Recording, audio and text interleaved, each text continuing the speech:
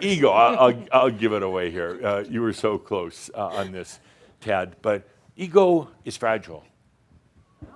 It's fragile. It's this great big dynamic kind of machio, self-preservation, identity, all the rest of that, whatever, what do you say? It's freaking fragile. It is, it is so fragile. It's like it's more fragile than an egg. It's, if anybody touches it, it falls apart. It doesn't know what to do. After all of its being a blowhard, somebody just like looks at it wrong and it falls apart. It's not real. It's an illusion. It's and it is real, but it's an illusion, and it's really not you. Yet humans identify, and I still have a beef with Freud. If he ever tries to get into the Ascended Masters Club, I'm going to vote him down. No, he's got to make up for some of this. He made the ego out to be a bad thing and fragile and nasty and all the rest of that. He really villainized the ego. But to my point here, and what was my point in what we're doing here? I do have a point. The ego, I define. Would you write this on your magic wonder pad or whatever the thing is that you use? Okay. Is that it? Okay, the ego, my definition of the ego, it's your experience. I thought it was supposed to appear on the screen by magic, and it's not there. So Linda's just writing to herself. Don't you love technology? Oh, it's so useful. Where's my whiteboard? We could have this done if we could just write it out right here. Keep going. I keep going. You got to write. You have to write. Not my fault. Yeah. Let's get the camera on this little commotion over here.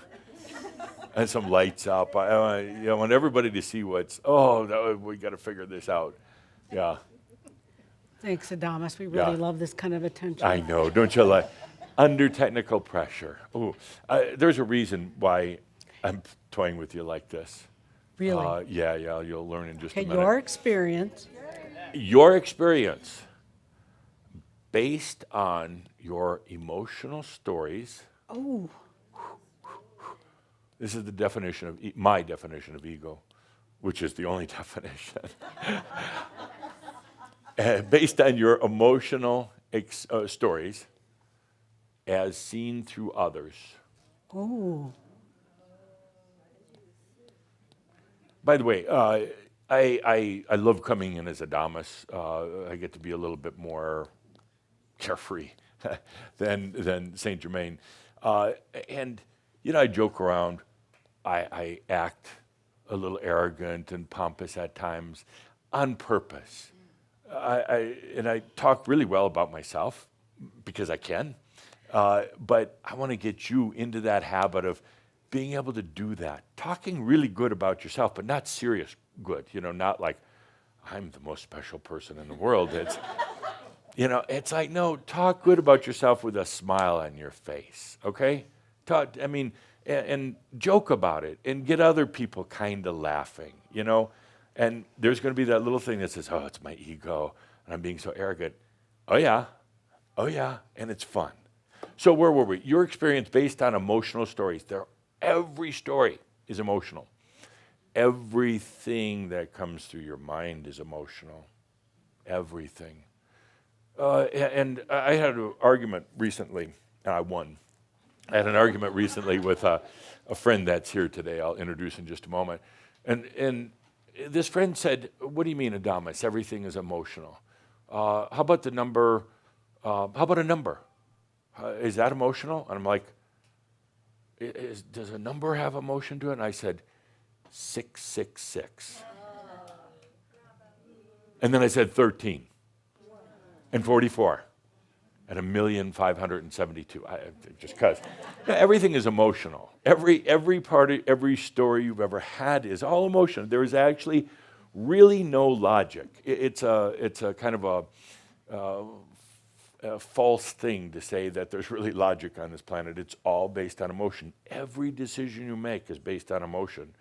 You think you research the best car to buy, it's emotion. You're justifying your emotions through research and saying, I'm really a smart person because I bought a Prius. And it's like, it was based on emotion, because your emotion brings out, I'm a tree hugger. I don't use carbon in my automobile. It's all emotion. You justify it and call it logic, and you bought a Prius, which, by the way, is a fine car. Where were we? Oh, okay. The interesting thing about the ego, it's so fragile because it's all based on what other people think of you. The ego is, for the most part, not based on your own observations of your own self. It's the observations of how people observe you. Therefore, the ego is very, very fragile, subject to anybody's input, anybody's impression. The ego is, I'll give you an example. So you go to tell a joke, and most of you are not really good joke tellers. No, you're not, because you're not funny. No, you're still too you're still too serious, you know? You lighten up, take off those tight underwear, and then you could tell jokes. So you go to tell a joke, which you think is really, really good, and you heard somebody else tell the joke, and everybody laughed, and you tell the joke, and nobody laughs. As a matter of fact, all of a sudden you realize that they think it was politically incorrect because you don't tell jokes about old people or whatever. Actually, that's most fun. But suddenly you realize nobody laughed. Now your ego is going to form a thing. I am not a funny person. I should never tell a joke again. That was really bad.